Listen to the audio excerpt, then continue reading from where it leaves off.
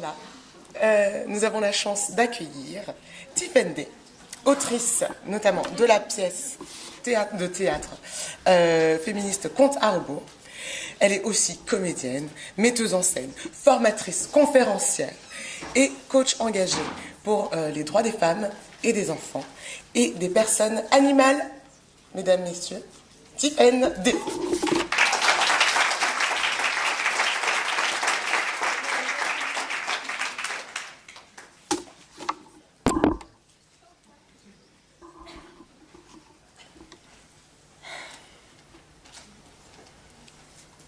Salagadou, la magique à bout, la bibidi babidi. La bibidi babidi. Oui, voilà, bou. Enfin, c'était difficile de le dire tout de suite. Alors, je sais qu'on a mis le réveil un samedi matin. Pour moi aussi, c'est difficile. Enfin, quand même, c'est pas sorcière. Écoutez, moi, je vais pas pouvoir faire de la magie si vous ne mettez pas un petit peu de la vôtre. Bon. Donc, non, pas... Bibidi babidi bon, non c'est bon bah je disais bon comme ça. Bon bah bref, c'est bout. Donc ne me poussez pas par contre à bout. Parce que non, c'est pas ça. Je vous demande simplement de dire bout en même temps que moi à la fin de la formule magique. Donc on va faire un petit test pour voir si tout le monde est bonne là-dessus. Donc on va faire un beau bout. Et qui a dit boboune? Alors, je sais que c'est l'heure, elle se fait faim, tout ça, mais enfin, de toute façon, là, le jury délibère. Donc, quitte à être là, autant faire un petit bout de chemin ensemble. Alors, donc, 3, 4... Vous m'avez fait peur. On tient le bon. Bout. Mesdames, c'était très bien. C'était très bien. Vous, là, vous c'était très bien. Vous, c'était bien comme ça.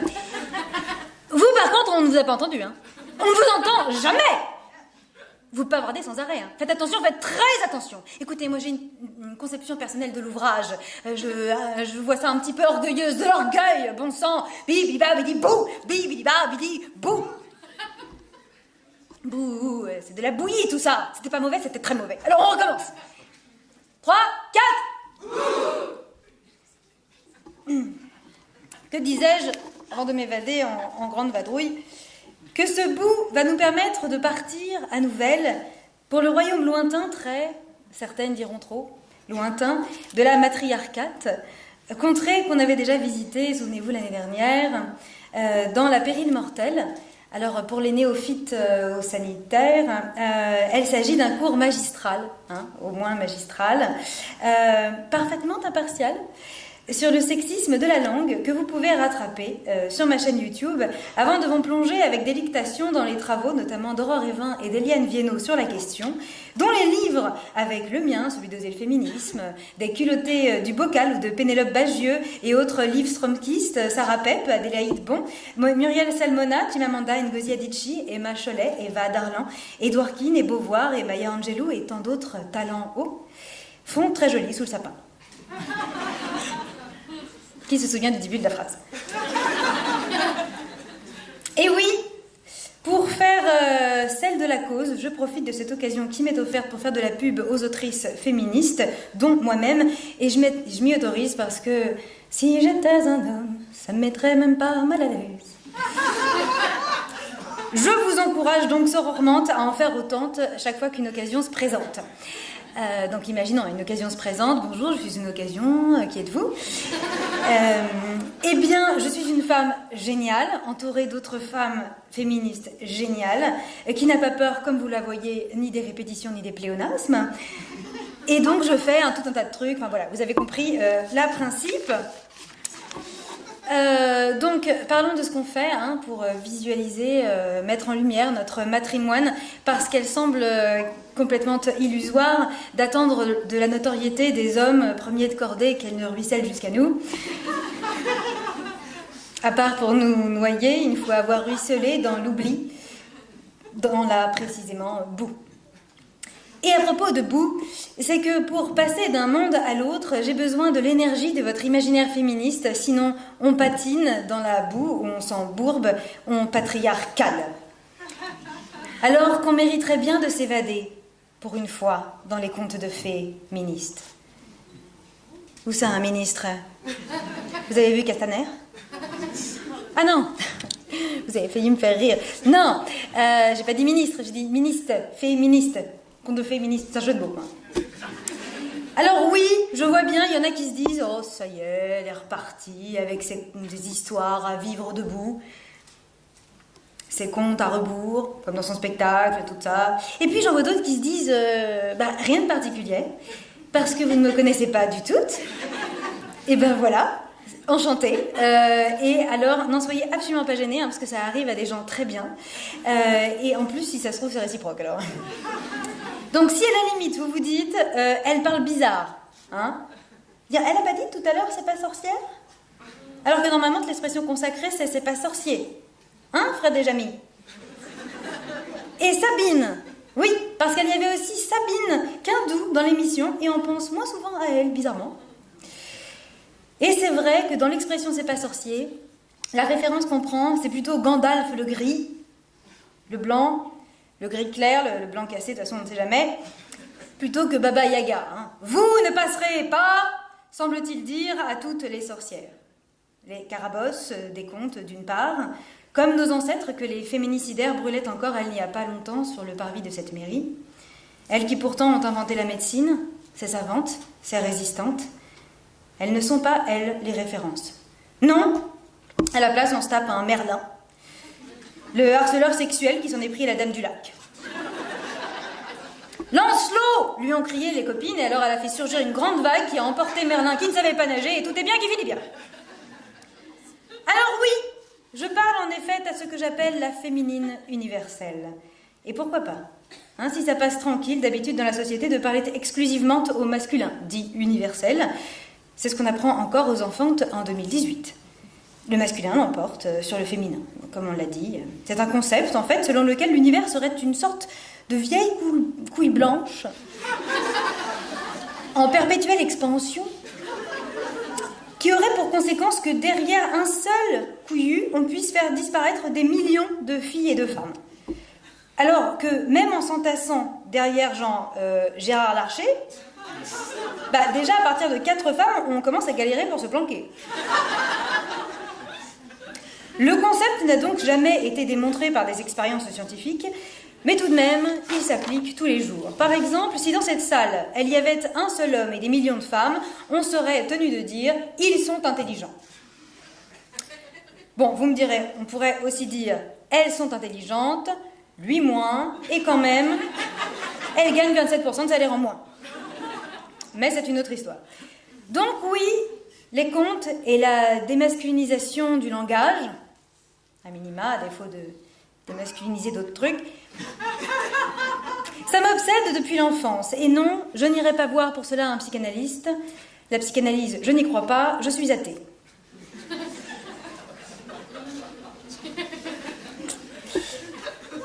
Car il y a toujours de la magie au fond des contes, vous savez. Si, bien enfouie sous des couches misogynes et misopèdes. Et par misopédie, non, je ne parle pas de la haine des pieds, mais bien de celle des enfantes. Oui, c'est un mot qu'on devrait connaître au même titre que misogynie, racisme, spécisme, etc., pour pouvoir au même titre la combattre, la misopédie. Donc, bref, comme disait Pépine, enfin bref, hein, j'en suis à l'intro de l'intro. Enfin, bref. Revenons à nos brebis. Pour passer, telle Alice, libérée au passage de la pédocriminalité de Lewis Carroll, de l'autre côté du miroir, dans la monde de la matriarcate, j'ai besoin de votre concours, d'éloquence en l'occurrence, mais pas que. Vous allez donc, et j'espère pour vous qu'on va y arriver du premier coup, parce que sinon j'aurai encore une intro après l'intro avant l'intro, enfin bref, dire bouh avec moi à la fin de la formule de la marraine, la bonne fée de Cendrillon, là, et estimez-vous heureuse, hein, j'aurais pu choisir de vous faire dire ensemble, tout le monde, le superfragilisticalespialodocius de Mary Poppins, mais là c'est que le bout de la fin. Et après, attention, il va y avoir une effette spéciale, c'est-à-dire je vais me retourner, attendez, je vous le fais, et revenir au pupitre J'aurais entre-temps retiré mes féministes oripeaux. D'ailleurs, j'aurais bien revêti à la place, vous savez, les vestes folkloriques avec les épaulettes en or des académiciens. Enfin, j'ai pas encore le budget. Et je reprendrai alors mon rôle de matriarche. Mon rôle de femelle blanche dominante, c'est-à-dire l'équivalent en patriarcat du mâle blanc dominant. Un genre de Finkielkraut. Vous voyez ? Et là, j'aurai besoin d'applaudissements sonores au moment où je reviendrai en Finkielkraut, parce que vous passerez avec moi aussi du côté de la domination féminine, les copines, et vous deviendrez instantanément habituées depuis l'enfance à faire beaucoup de bruit. Alors, on y va. Attention. Bibidi babidi.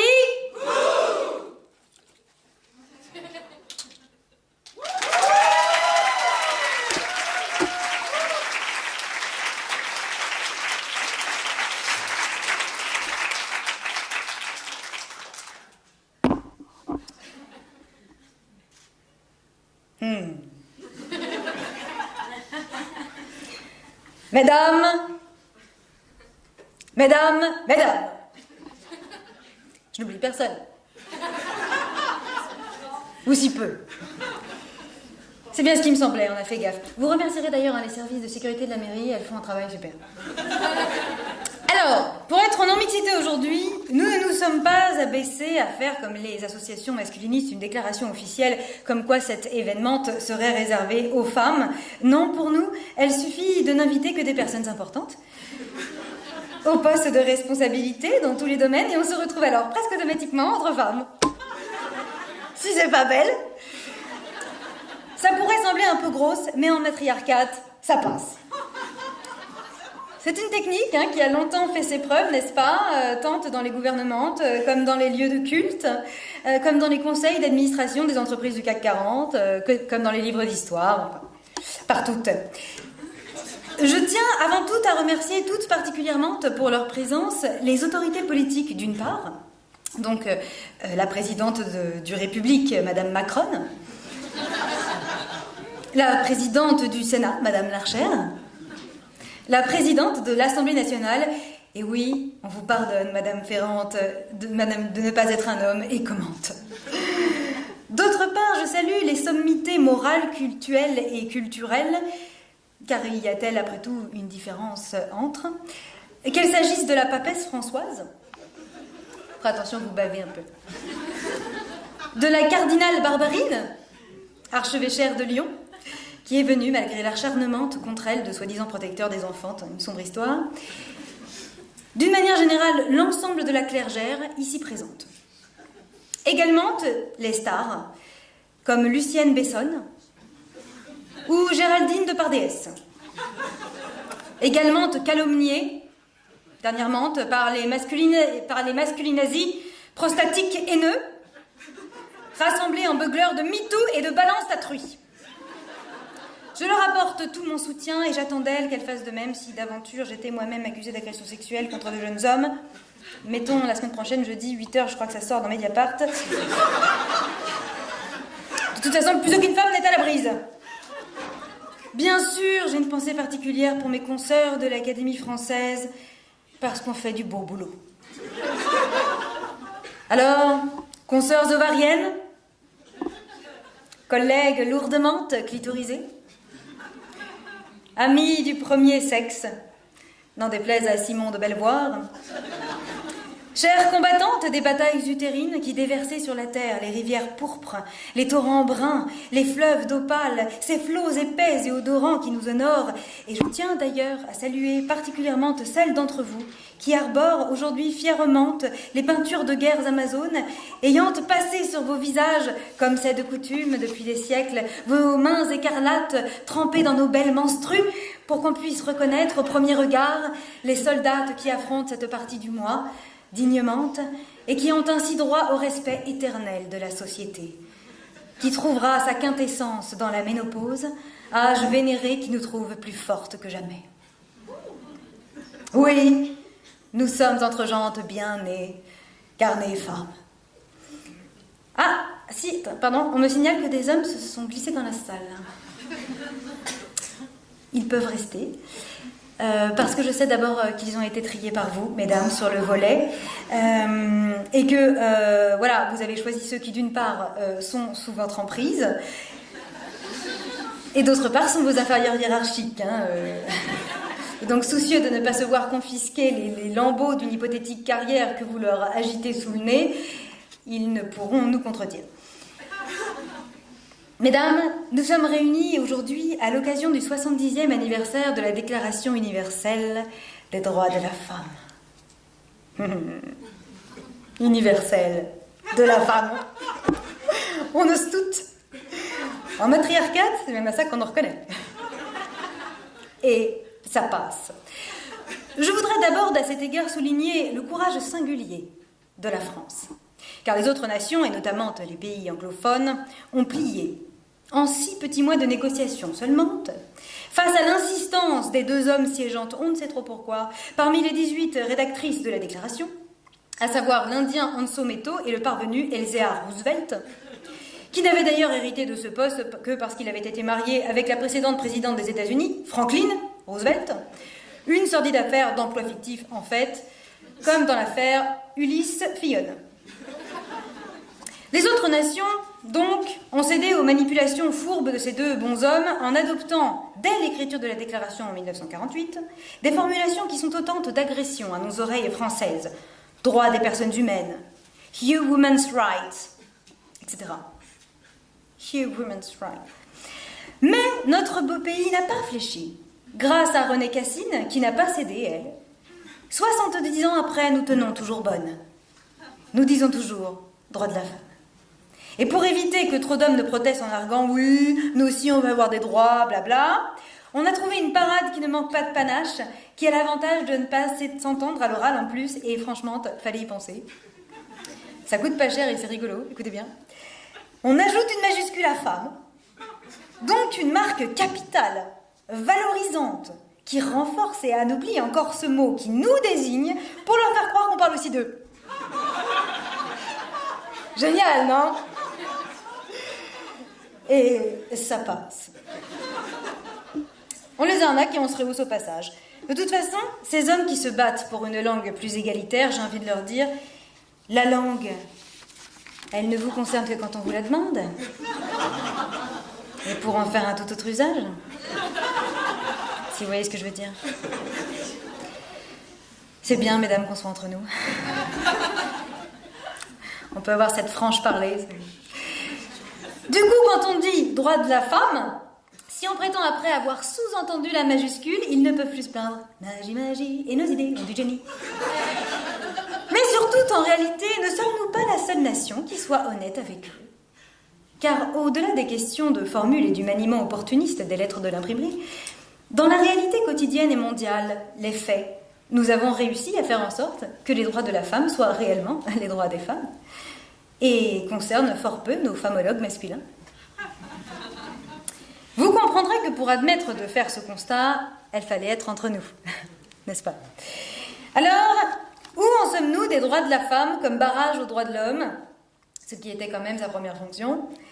Alors, du côté politique, on est pas mal du tout, puisque l'hégémonie du pouvoir aux femmes a résisté à l'obsolescence prétendue de la loi sadique, comme à la démocratie, et même à la Révolution française. Oh, et qu'est-ce qu'on les a pas eus avec ça, On a envoyé des hommes réclamer du pain à Versailles, ça leur a dégourdi les jambes, et puis ensuite, paf, on décapite Olin de Goujon, et paf, on décrète le suffrage universel féminin, et derrière, on leur sert le code Napoléon, qui leur fait une condition masculine pire que sous l'Ancien Régime, exit les droits civils, politiques, sociaux, de vote, de propriété, et c'est passé.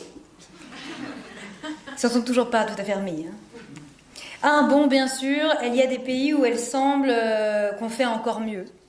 La princesse héritière d'Arabie Saoudite, Damea Ben Salgouman, par exemple, qui n'a pas pu être là, parce qu'elle est occupée à torturer des militants masculinistes pour faire passer sa frustration après avoir été contrainte de leur accorder le droit de conduire une voiture, apparaît comme une référence, mais ne nous fions pas aux apparences. L'air de rien, les USA sont dirigés par une copine qui veut prendre les hommes par la prostate. Et nous avons toujours Géraldine Darmanin à la gouvernemente. Et ça aussi, ça passe. Ce qui me fait passer au sujet justice. Alors, encore un mot rigolo, avec lequel on s'amuse bien. C'est très très bien rodé. Alors, présomption d'innocence pour les agresseurs, charge de la preuve aux victimes, dans des situations où c'est très compliqué de prouver selon leurs critères de preuve, qui deviennent des victimes en fait présumées d'être des menteurs, et traitées en coupables, présomption de consentement à partir de 5 ans, c'est top. Je veux saluer ici le travail des législatrices, et j'en profite pour envoyer mes amitiés à maîtresse Dupont de Moretta, pour l'élégance toujours renouvelée de ses plaidoiries. Erika, je te le dis, une place t'attend à l'Académie. Et puis tu seras gentille de m'appeler et de donner tes honoraires parce que j'ai quelques casseroles au cul, enfin bref. Alors, grâce à cette justice universelle masculine, Denise Belpine, Nicole Hulot et tant d'autres peuvent vivre tranquillement. Et ça passe. Au niveau spiritualité, on est très forte. Certes, on aurait pu craindre que les contes et légendes fantaisistes érigés en religion il y a près de 2000 ans ne tombent en désuétude. J'imagine que, en se rendant compte que Mario, l'époux de Joséphine dans la Bible, puis Mario Madeleine, époux de Jésus, avait trop de popularité pour ses fidèles, nos anciennes ont dû s'inquiéter pour la matriarcate. Quand elles ont décrété, pour pallier à ce problème, que les hommes n'aient plus aucune figure valorisante possible pour s'identifier, que le second deviendrait un prostitué, et le premier un vierge, mais père quand même, qui ne s'est jamais sali en éjaculant pourtant, ils ont dû sentir que c'était un peu grosse pour passer. Et pourtant, 2000 ans plus tard, ça passe. La Vatican est toujours aussi riche, tout en faisant la promotion pour les autres de la pauvreté. Le pouvoir de déesse est toujours quasi exclusivement réservé aux femmes, qui seules peuvent passer sa parole dans les lieux de culte. Et quand certains militants attaquent les religions et les traitent de sectes misandres d'extrême droite, eh bien, c'est toujours nous, les croyantes, qui pouvons jouer les offensés, et ça, on ne peut que s'en féliciter. Et un saint vierge qui s'estime heureux, c'est déjà mieux que rien. Ça leur pend quand même au nez, qu'on leur retire complètement de l'histoire, qu'on ne se reproduise plus qu'entre nous, les copines, avec les deux mots saints, lesbianisme et parthénogenèse, et qu'on ne garde que quelques exemplaires d'hommes pour les basses besognes et les violences sexuelles. Côté péter plus haut que son culte, je ne peux que saluer l'apport de la psychanalyse à la misandrie générale. Je ne me lasse pas quand j'entends, comme dans le film à sortir bientôt de Sofio Robert, Le clito et le néant, que le phallus n'existe pas, qu'il n'est qu'une illusion de l'esprit, que personne ne peut être attiré par un pénis, qui n'est qu'un clitoris en fait raté avec lequel on pisse, et que donc tous les pères ont un sale complexe clitoridien qui nuit aux enfantes. Dès qu'il y a un problème avec les enfantes, c'est la faute du père. Que les petits garçons sont des tentateurs pour leur mère, que les femmes ont des pulsions sexuelles irrépressibles, mais pas les hommes qui ne sont là que pour les satisfaire. J'adore. Pour la culture aussi. On est bien en France, les chiffres sont éloquents et les rapports de Roy-Pratt n'y changent rien. Les femmes détiennent toujours massivement les rênes des lieux de pouvoir dans les arts, comme dans les instances qui décernent l'argent et les distinctions artistiques. Je tiens à saluer tout particulièrement le travail d'une femme de théâtre que j'aime beaucoup, qui s'appelle Olivia Racine-Carré, qui a été tour à tour directrice de l'Odéon et maintenant du Festival d'Avignon, et qui réussit le tour de force particulièrement sadique de faire passer pour pro-masculiniste une démarche consistant à ne programmer pratiquement que des femmes, dès qu'elle le peut, et puis de mettre que des femmes sur scène, au besoin grimées en hommes, histoire qu'elles prennent aussi leur rôle, déjà qu'ils n'en avaient pas beaucoup. Ça c'est quand même pas mal, parce qu'elle fait passer ça pour une idée progressiste, alors que c'était déjà une idée des Grecs à l'Antiquité, puis du théâtre élisabétain sous Shakespeare. Alors, reprenons nos droits de femmes, où en est-on ? Quand on est une femme, aujourd'hui, on a toujours le droit de gagner plus qu'un homme à poste égal. On est toujours plus écouté quand on parle. On a toujours le droit de passer pour des victimes et même de grands artistes qui méritent d'être réinsérés dans la société, même quand on assassine sauvagement nos conjoints. J'ai donc ici une pensée émue pour mesdames Daval et bien sûr pour Bertrand de Cantate, que je vais admirer en concert d'ailleurs la semaine prochaine, pour fantasmer sur ses mains qui continuaient à jouer de la guitare après les poings. Nous avons aussi le droit de violer.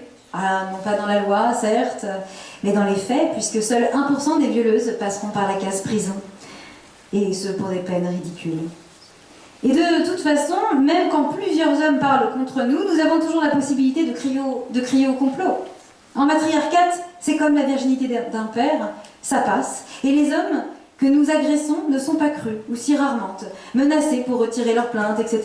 Nous pouvons même pousser le plaisir jusqu'à les attaquer ensuite en diffamation, et on gagne. Et ça passe. Alors, certains diront que ces droits de la femme sont, dans les faits, des violences contre l'homme. L'homme, cette essence. Certes, et je l'ai dit parce que nous sommes entre nous, mesdames, c'est absolument vrai. Mais, et j'en finirai là, en dehors de cet entre-soi, on n'appellera pas ces violences violences, non. Non, mais c'est la dernière arnaque que nous avons sortie de notre chapeau. Après la parade toujours efficace du « elle a bien cherché », désormais, à la place du mot « violence », nous utiliserons le mot « choix ». Nous utiliserons le mot « émancipation ». Nous utiliserons les mots « liberté d'entreprendre ». Nous utiliserons le mot « masculinisme » même.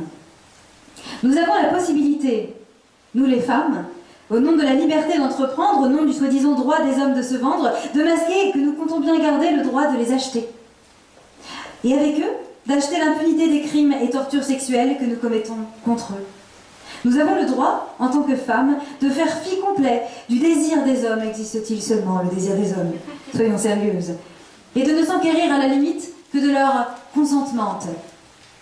Et ça tombe bien, le consentement s'achète très facilement. Surtout parce que nous avons précarisé les hommes. Oui, notre arme de destruction massive des hommes, c'est la banalisation et l'érotisation des violences sexuelles misandres. Ce que nous ne devons pas lâcher, ce sont les viols tarifés, mes sœurs.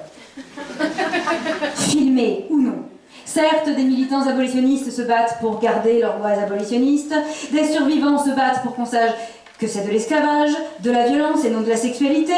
Certes, ils dénoncent le fait que les hommes, les enfantes, les quelques femmes mises en prostitution ou en pornographie, pour les femmes toujours, entrent dans cette industrie multimilliardaire, sexiste, raciste, coloniale, capitaliste, misopédique, pédocriminelle, que ces personnes entrent dans les industries en moyenne à 13 ans et ont une espérance de vie de 37 ans.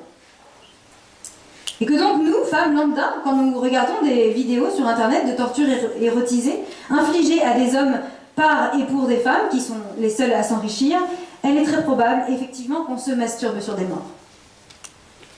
Dernièrement, certains militants d'assaut masculiniste parlent d'homicide, mot nouveau qu'ils revendiquent pour parler de féminicide d'hommes. Ils parlent même de terrorisme pour parler du climat de terreur que les femmes installent contre les hommes grâce aux violences que nous commettons contre eux. Alors je vous rappelle le discours officiel. Non. Terrorisme ou génocide, c'est quand des personnes tuent d'autres personnes, au rang desquelles on trouve aussi des femmes. Parce que là, alors seulement, ça devient grave. Et on prendra bien soin de ne pas souligner qu'à chaque fois, les violences génocidaires ou terroristes, quel que soit le contexte, par exemple dans notre pays, dernièrement, sont commises par des femmes. On prendra bien soin de ne jamais souligner que le problème général, ce n'est pas telle ou telle origine qui nous arrange bien pour nos agendas racistes, non, que c'est la violence des femmes parce qu'elle est permise, impunie et encouragée dans la société. Non, ça, on ne doit surtout jamais la dire, jamais la questionner, et même on appuiera sur les quelques hommes dits radicalisés, niant tout à fait les violences dont ils ont été victimes de la part de leurs compagnes, par exemple. Oui, les droits, nos droits de femmes, c'est d'abord ceux de commettre des violences impunément contre des hommes. Et cela, nous la savons, et nous ne voulons pas que les hommes s'en rendent compte. Mais ne tremblons pas, mes sœurs. Continuons à faire de bonnes blagues entre femmes de droite, même entre femmes de gauche. Pour banaliser notre droit de femme à prendre du plaisir en commettant ou en étant complice de violences sexuelles contre des hommes et des enfantes. Continuons même à nous prétendre pro-masculinistes et à faire croire dans les médias, dans les universités, dans les luttes masculinistes même, que nous continuons d'infiltrer pour y trouver des hommes victimes de choix qui flattent nos égos pervers et narcissiques. Continuons de prétendre tranquillement que rien n'est plus émancipatrice pour les hommes que de devenir, en hurlant que c'est leur choix, avec le sourire et qu'ils aiment ça, de devenir exactement ce qu'on attend d'eux, c'est-à-dire des objets sexuels à utiliser, à abîmer et à jeter. Parce que nous, voyez-vous, on ose toutes. Parce que, en matriarcat, ça passe. Merci.